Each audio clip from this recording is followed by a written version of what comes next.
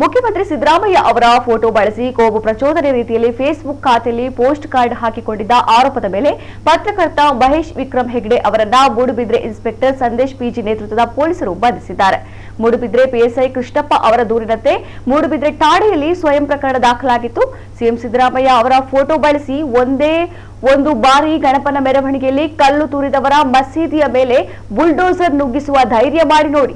ಮುಂದಿನ ವರ್ಷ ರಾಜ್ಯದ ಯಾವ ಮೂಲೆಯಲ್ಲೂ ಇಂತಹ ಪ್ರಕರಣ ಮರುಕಳಿಸುವುದಿಲ್ಲ ಎಂದು ಸಾಮಾಜಿಕ ಜಾಲತಾಣದಲ್ಲಿ ಬರೆದು ಮಹೇಶ್ ವಿಕ್ರಮ್ ಹೆಗ್ಡೆ ಪೋಸ್ಟ್ ಅನ್ನು ಹಂಚಿಕೊಂಡಿದ್ದರು. ಅವರನ್ನ ಬಂಧಿಸಿರುವ ಮೂಡುಬಿದ್ರೆ ಪೊಲೀಸರು ನ್ಯಾಯಾಲಯಕ್ಕೆ ಹಾಜರುಪಡಿಸಿದ್ದಾರೆ.